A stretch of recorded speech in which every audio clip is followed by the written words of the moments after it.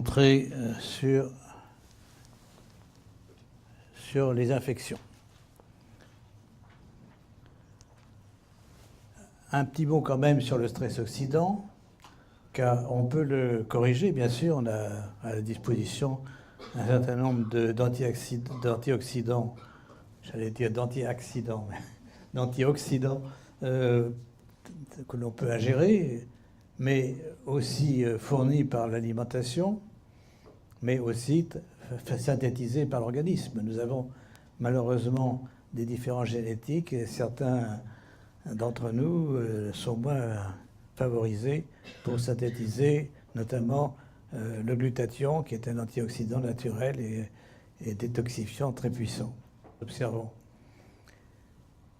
Souvent, les formes bactériennes sont maintenant intracellulaires, et ça, c'est assez nouveau, parce que donc, les bactéries ont pensé qu'elles étaient la cause d'infections aiguës, de grandes épidémies.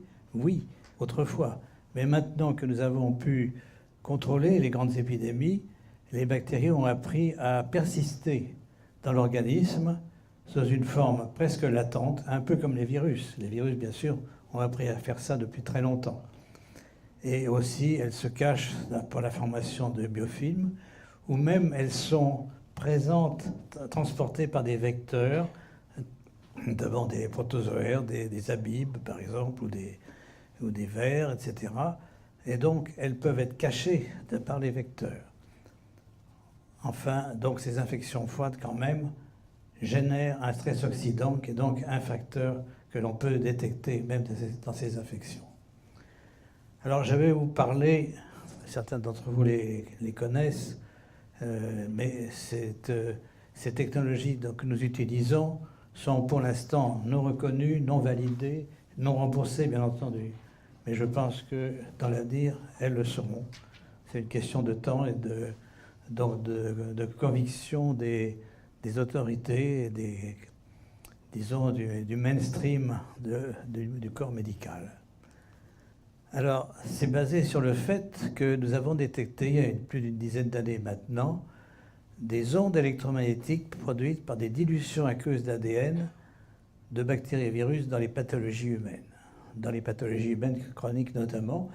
Et ceci donc peut se faire simplement à partir du plasma, d'un prélèvement de plasma. Et pour tout médecin qui s'intéresse à ce problème, nous pouvons vous envoyer par email un protocole de prélèvement du sang relativement simple, mais qui doit être respecté pour qu'on puisse détecter après les signaux de l'ADN. Alors, cette technologie fait appel à un changement de paradigme, car toute la biologie actuelle, la biologie moléculaire, est basée sur le fait que les molécules biologiques interagissent par contact et complémentarité de forme. Nous ajoutons, bien sûr, cette communication existe, mais nous y ajoutons le rôle des ondes, des signaux électromagnétiques, SEM, et ces ondes agissent par résonance à distance, par interférence. Donc ça complique beaucoup les choses, bien sûr, bien entendu, mais je crois que notre système biologique, nous existons parce que nous sommes très, très complexes. Et ça fait appel aussi au fait qu'il y a un médium particulier qui est un élément majeur dans notre corps, qui est l'eau. Alors l'eau, il y a de l'eau que l'on boit, bien sûr, l'eau extérieure, l'eau de la mer, mais il y a aussi l'eau organisée par les molécules biologiques. L'eau dans notre corps, elle n'est pas libre, elle est organisée et dans certains cas, elle mémorise les structures d'autres molécules. Alors là, ça fait aussi, bien sûr, bien plaisir à l'homéopathie, puisque l'homéopathie est basée sur le fait qu'il y a des dilutions où il n'y a plus de la molécule de départ. Eh bien, il y a toujours quand même des structures qui peuvent être dans les granules et qui peuvent, quand elles sont donc activées, peut-être par résonance, agir même à de très fortes dilutions. Donc, je pense que la médecine, la meilleure médecine, c'est celle qui guérit. Et il doit donc faire appel à la fois au progrès de la biologie, mais aussi à toutes les médecines traditionnelles qui, par empirisme, ont trouvé des choses très intéressantes. Des ondes de très basse fréquence, dans certaines dilutions de filtrats, et filtrats à 100 nanomètres ou 20 nanomètres, à partir de cultures de micro-organismes ou de plasma de patients infectés avec les mêmes agents, ou de l'ADN extrait de ce plasma. Alors le plasma, il marche s'il est frais, s'il n'est pas congelé. On perd par congélation la production de ces signaux, mais si on extrait l'ADN de ce plasma congelé, on peut à nouveau régénérer les signaux puisque c'est l'ADN qui les produit.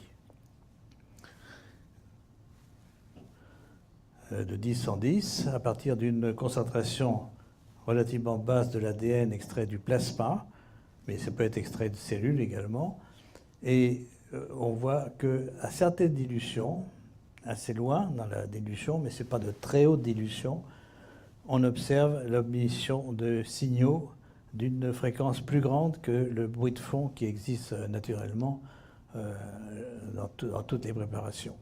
Et ceci est lié à l'excitation, c'est donc un phénomène de résonance, l'excitation par le bruit électromagnétique ambiant. Alors ce bruit électromagnétique, au départ, ce sont les ondes de Schumann, les ondes de résonance de Schumann qui circulent à la surface de la Terre, donc qui existent depuis la nuit des temps, depuis l'origine de la vie. Mais maintenant, depuis quelques décennies, on a en plus, bien sûr, tout le bruit électromagnétique généré par toutes nos machines, portables, Wi-Fi, etc. Donc, parfois, on n'est pas en peine d'avoir cette résonance. Elle existe probablement tout le temps et notre corps est exposé à ces radiations. Mais pour la mesure, il faut quand même que ce bruit ne soit pas trop élevé. Surtout ce que nous avons fait depuis cette détection, c'est-à-dire que nous avons montré qu'on pouvait transmettre l'information de l'ADN dans un tube d'eau. Et donc ça passait par des ondes électromagnétiques, à condition donc qu'il y ait la stimulation, une excitation extérieure pour la résonance. Et donc dans ces tubes qui sont donc en principe que de l'eau, on va pouvoir récupérer l'information de l'ADN. Ça étonne beaucoup de personnes qui nous accusent bien sûr de dire vous avez des contaminations, etc., etc. On a répété ces expériences des centaines de fois et elles ont été répétées dans d'autres laboratoires et je pense que ce sont des faits. C'est des faits difficiles à avaler, bien sûr, si on admet que l'eau n'a pas de structure stable. Mais si vous admettez que l'eau est un médium qui garde l'information de molécules, et ça c'est la base aussi de l'homéopathie, eh bien tout est possible. Mais ceci, probablement, existe à l'état naturel.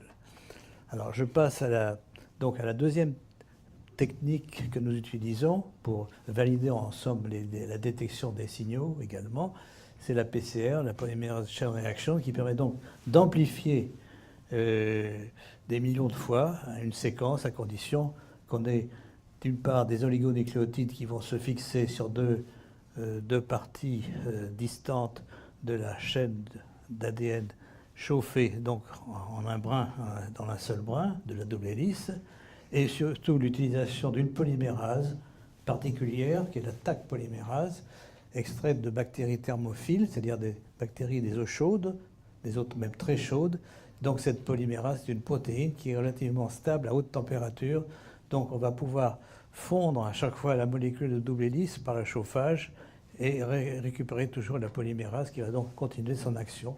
En général, on utilise 40 cycles. Alors ici, nous avons été jusqu'à 70 cycles pour augmenter encore la sensibilité tout en conservant la spécificité.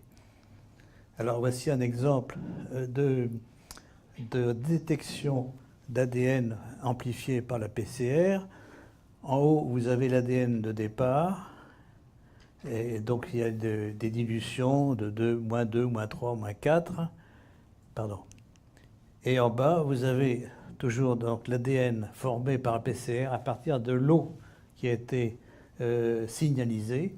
Et vous voyez que cette bande d'ADN et plus loin dans les dilutions, ce qui suggère que même dans la PCR, dans cette réaction de PCR, il y a également peut-être rôle des transmissions par l'eau, par des signaux de l'eau, puisqu'on arrive à des dilutions à -7, -8, où en principe il n'y a non plus d'ADN. Alors, donc ça veut dire que la PCR va détecter moins d'une molécule d'ADN dans ces conditions. Alors comment expliquer la différence? Bien, c'est qu'on a peut-être utilisé justement les mêmes techniques que pour détecter les signaux, c'est-à-dire dilution, agitation. J'ai oublié de vous le dire, mais c'était marqué dans la diapositive. Il y avait, chaque dilution doit être agitée par un vortex très fort pendant 15 secondes pour permettre la transmission de l'eau signalisée à la dilution suivante. Alors on s'est bien sûr demandé si ce phénomène existait à l'état naturel. C'est possible, et bien sûr, on n'a pas la preuve pour l'instant, mais on peut imaginer, et là c'est une hypothèse, donc que l'eau va amplifier par les informations d'ADN qu'elle contient des ADN d'origine pathogène, et cet ADN va pouvoir être à nouveau retranscrit et utilisé par d'autres cellules, des cellules immunitaires par exemple. Alors ce qui est très important, c'est de noter que pour l'instant, ce phénomène n'existe qu'à partir de l'ADN extrait de bactéries ou de virus, d'agents donc pathogènes, et pas par exemple de bactéries probiotiques ou de virus atténués. Alors nous nous sommes demandé pourquoi, et pour l'instant l'explication est basée sur un travail de chimistes fait par le groupe de Jacqueline Berton, qui est que probablement ces molécules d'ADN sont oxydées, sont soumises à un stress oxydant important. Elles ont été extraites de patients, notamment infectés de maladies. Donc ces molécules ont des transferts de charge d'électrons très importants et à grande distance. Et on pense que c'est ces transferts de charge qui sont à l'origine de l'émission électromagnétique. Mais ceci peut-être n'est qu'un phénomène différent au point de vue quantitatif, c'est-à-dire que peut-être normalement également, les molécules d'ADN se comportent comme des antennes dans les cellules et donc peuvent aussi être sensibles à des signaux ou émettre des signaux.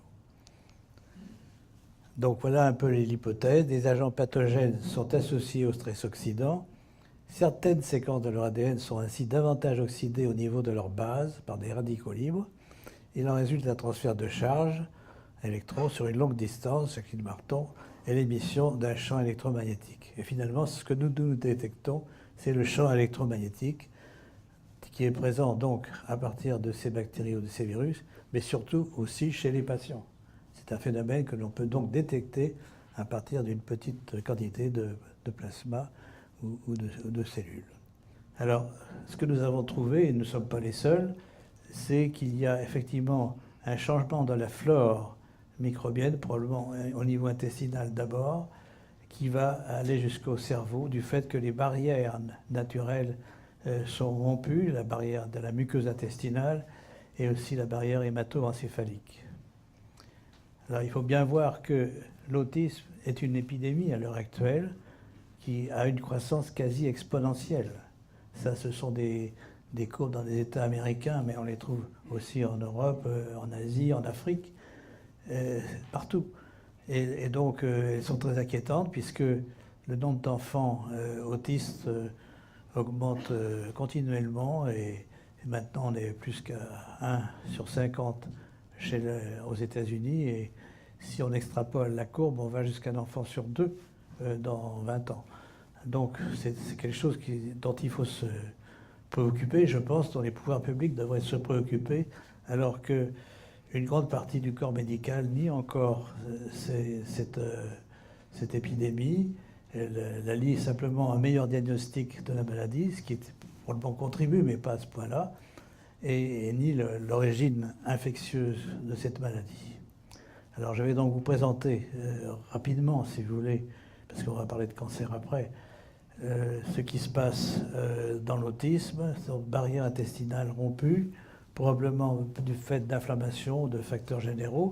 Et dans ces facteurs, il y a certaines vaccinations au mauvais moment. Je ne dis pas qu'il faut être contre les vaccinations générales, mais il faut écouter l'enfant, écouter les parents. Si l'enfant a une infection intercurrente, une inflammation quelconque du système immunitaire, il ne faut pas vacciner à ce moment-là.